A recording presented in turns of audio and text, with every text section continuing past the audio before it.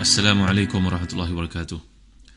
إن الحمد لله نحمده ونستعينه ونستهديه ونستغفره ونتوب إليه ونتوكل عليه ونعوذ بالله من شرور أنفسنا وسيئات أعمالنا من يهده الله فلا مضل له ومن يضلل فلا هادي له.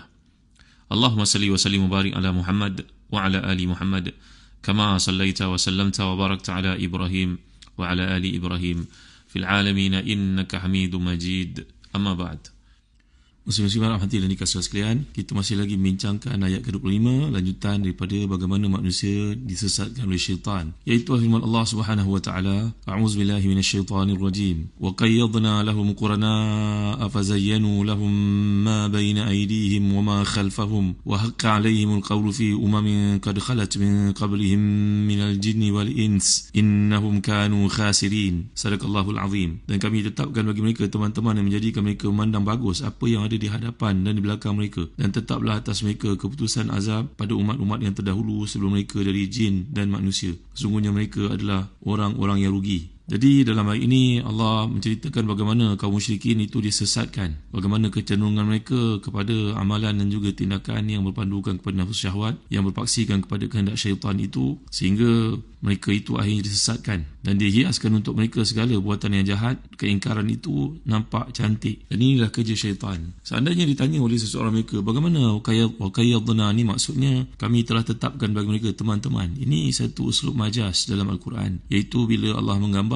bahawa ketetapan kesesatan ini adalah kerana pilihan mereka sendiri. Dalam kuliah lalu saya ada ceritakan kepada tuan-tuan bagaimana pintu-pintu penyesatan dan juga penyimpangan dilakukan oleh syaitan kepada manusia. Dalam kitab Ihya Ulumuddin, antara bab yang menarik menceritakan madakhilus syaitan ilal qalb, bagaimana syaitan ini masuk ke dalam hati manusia, iaitu pada bahagian yang menceritakan bab tafsil madakhilus syaitan ilal qalb. Kata Imam Al-Ghazali, Hujatul Islam, Abu Hamid Al-Ghazali, bahawa i'lam anna mithal al-qalbi mithalu hisnin wa syaitanu aduun yuridu an yadkhula al-hisn. Jadi menggambarkan bagaimana hati ini umpama kota, dan syaitan ini pula merupakan musuh, bagaimana syaitan ini nak masuki kota tersebut. Jadi kota itu tidak akan dapat dimasuki oleh syaitan apabila dia mempunyai kekuatan ataupun pengawal-pengawalnya. Walakin nushir ila al-abwab al-azima al-jariyah majrad durub allati la tadiqu an kathrati junudi syaitan, bahawa kelemahan-kelemahan manusia umpama pada kota ini, rekahnya, lubangnya, liangnya yang menyebabkan syaitan dapat memasuki itu, yang pertama sekali iaitu al-ghadab wasyahwah, iaitulah kemarahan dan juga syahwat. Al-Imam Ghazali bawalah cerita-cerita yang berkaitan bagaimana Nabi Musa AS ketika nak bertemu dengan Allah Subhanahu wa taala, maka datang iblis bertanya kepadanya bagaimana cara bertaubat atas dosanya. Maka Allah SWT mewahyukan kepada Musa AS supaya berkata kepada iblis, murhu an yasjuda li qabri Adam hatta yutaba alaih, bahawa kalau iblis benar-benar nak bertawad atas dosanya, penciptaan manusia yang pertama dahulu, kini tiba masa untuk sujud, sujudlah kepada kubur Adam. Falaqiya Musa iblis faqala lahu qad qadaitu hajataka umirta an tasjuda li qabri Adam hatta yutaba alaika.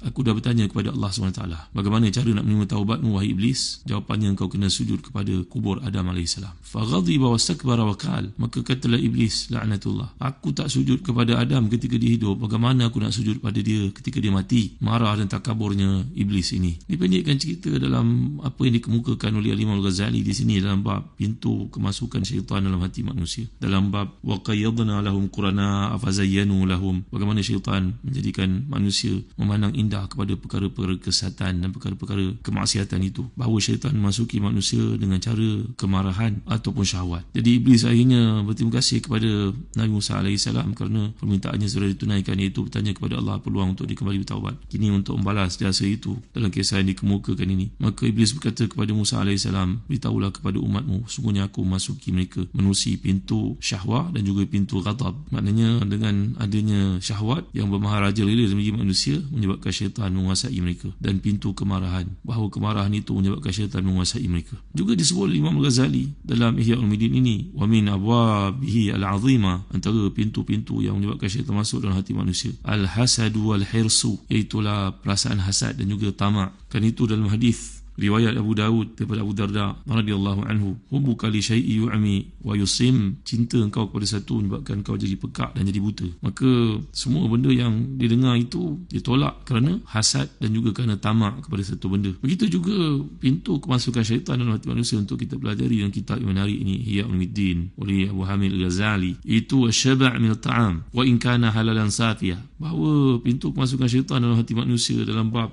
ayat ke-25 ni, bagaimana syaitan menguasai manusia, iaitulah kekenyangan yang melampau-lampau walaupun daripada sumber yang halal sekalipun, apatah lagi kalau ia haram. Lagi hubbu tazayyun min al-athath wath-thiyab wad-dar, bahawa perkara yang menyebabkan kita ini dikuasai syaitan, kelebihan ataupun kecintaan yang melampau-lampau terhadap perabot, pakaian dan juga rumah. Walaupun perkara ini setengahnya adalah harus, rezeki yang diperolehi pada cara yang halal, tapi bila penumpuan ke arah itu mengatasi segala-galanya, tanpa disedari hamba itu rupa-rupa terpedaya dengan syaitan, kerana tidak semua benda yang harus itu patut diikuti, ditaati, dipatuhi. Ia adalah salah satu daripada pintu yang sangat bahaya untuk syaitan masuk menyerang manusia rupa-rupanya. Begitu juga al-ajal wa tarku tathabbut fil umur, iaitulah dalam hadis mengatakan al-ajalatu minasyaitan wa ta'ni minallahi ta'ala. Dalam hadis riwayat Tirmizi daripada Sahal bin Sa'ad berkata bahawa Nabi SAW sabda, al-ajalah makna tergesa-gesa dan meninggalkan tathabbut, meninggalkan tabayun, tanpa buat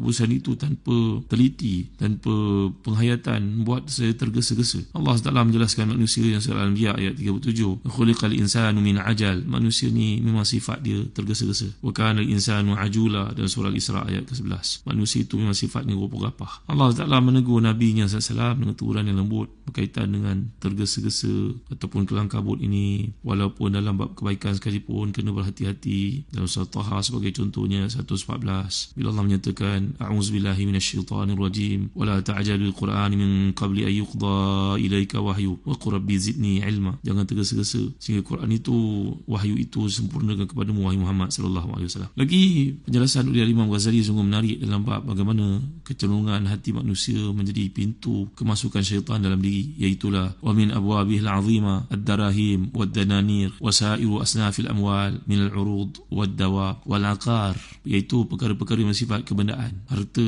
yang menyebabkan manusia lalai, manusia leka, segala bentuk tarikan-tarikan keduniaan ini. Itu sebab kita dapat melihat bagaimana Nabi SAW telah pun menjelaskan bahawa aku bukan takut kamu ni jatuh miskin, kata Nabi SAW dalam hadis sahih, walakin tapi aku takut antuftah lakum dunya fatanafasuha kama tanafasuha fa'atuhlikakum kama halakathum, yang aku takut ialah kamu ini mengejar dunia terbuka untuk kamu dengan segala kebendaan kemewahannya, lalu kamu pun tertipu bagaimana dunia telah menipu orang-orang sebelum kamu. Dan begitu juga dalam bab ketertipuan manusia terhadap syaitan ini berlaku dengan sebab al-bukhlu wa khawful faqri, kata Imam Ghazali dalam bab madakhilu syaitan dalam hati manusia, iaitulah sifat kedekut yang melampau dan juga ketakutan terhadap kemiskinan, kefakiran. Syaitan akan selalu mengatakan kepadanya, jangan buat benda ni, nanti kamu jatuh miskin. Kemudian juga disebut Imam Ghazali menariknya, ta'assub lil mazahib wal ahwa wal hiqd al khusum wan nazar ilaihim bi'ainil izdira wal istihkar. Ini adalah satu perkara yang berlaku dalam kehidupan manusia, iaitu fanatik terhadap kumpulan sendiri, mengikut hawa nafsu, memandang semua orang lain salah, memandang orang lain semuanya dengan pandangan penghinaan dan juga menafikan kebenaran, kebaikan yang ada pada mereka. Begitu juga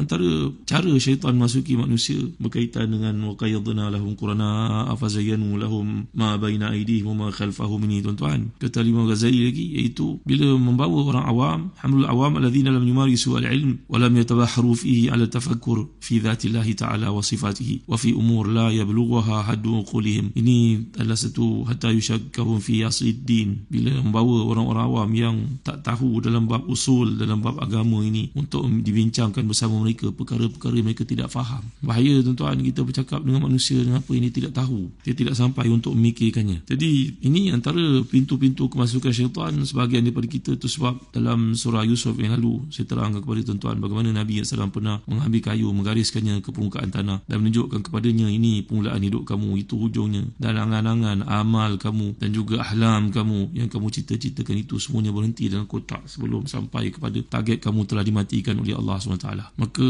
ini antara cara syaitan memperdayakan manusia. Lagi kata Imam Ghazali dalam bab yang terakhir tentang kemasukan syaitan, madakhilu syaitan ini dalam hati manusia, iaitu su'dzan bil muslimin, iaitu melalui pintu prasangka terhadap orang-orang Islam. Sebab itu Allah menjelaskan dalam surah Al-Hujurat ayat ke-12, a'udzubillahi minasyaitanir rajim, ya ayyuhalladzina amanu ijtanibu katsiran minadh-dhann inna ba'dadh-dhanni itsm. Wahai orang yang beriman, jauhilah kamu bersungguh-sungguh daripada prasangka, kerana sebahagian prasangka itu merupakan dosa. Ini antara cara syaitan memperdayakan manusia. Bila kita baca perkara ini, bukan Allah Ta'ala menjadikan manusia itu ikut syaitan dengan kehendaknya, tapi pilihan manusia. Pilihan manusia itu berlaku kerana perkara-perkara ini dipandang remeh dan tidak diambil berat. Tuan hati dan dikasihkan, syaitan masuk ke dalam hati ini umpamakan kota yang sepatutnya kukuh itu, tapi telah ditembusi. Pernah dikatakan kepada Ibrahim Adham, dan perkara ini disebut oleh Imam Ghazali dan Ihya Ulumuddin, ma baluna nad'u fala yustajabu lana wa qad qala Allah Ta'ala ud'uni astajib lakum. Bahawa ditanya kepada Ibrahim Adham,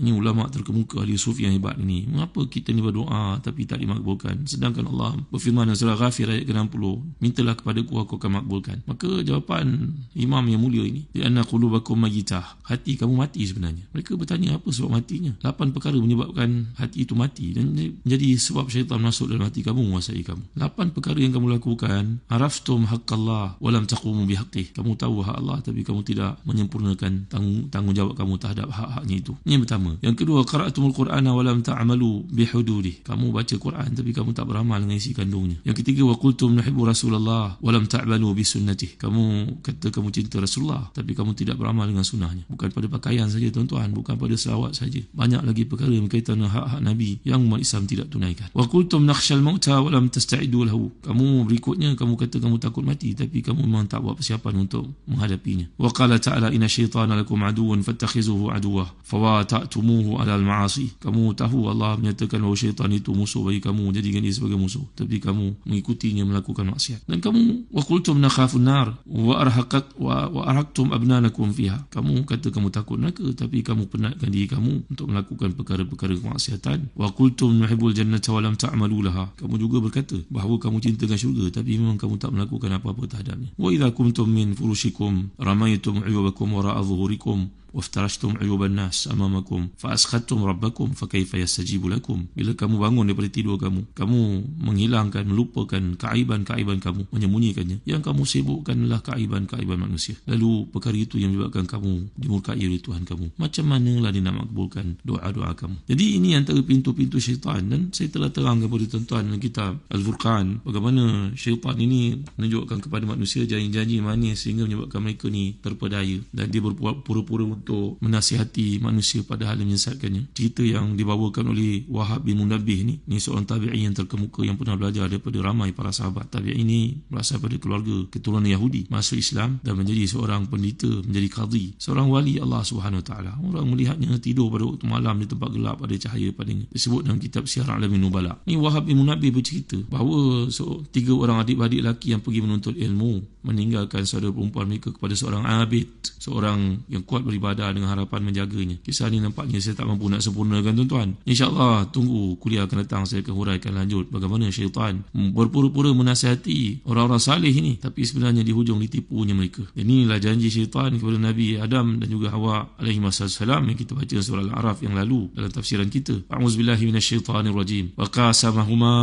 inni lakuma laminan nasihin. Syaitan pernah bersumpah kepada kedua datuk nenek kita Adam dan Hawa, sungguhnya aku ni benar-benar termasuk orang menasihatimu, tapi sebenarnya dalam nasihat itu dia telah melakukan temberang dan kejahatan, penipuan. Maka insyaAllah dalam kuliah akan datang saya akan huraikan cerita ni untuk menjadi pedoman kepada kita bahayanya syaitan dalam tipu dayanya itu yang disebut oleh Allah, fazayyanu lahum. Wallahu a'lam. Wa sallallahu ala sayyidina Muhammad wa ala alihi wa sahbihi wa baraka wa sallam. Walhamdulillahi rabbil alamin. Wa barakallahu fikum. Wassalamu alaikum warahmatullahi wabarakatuh.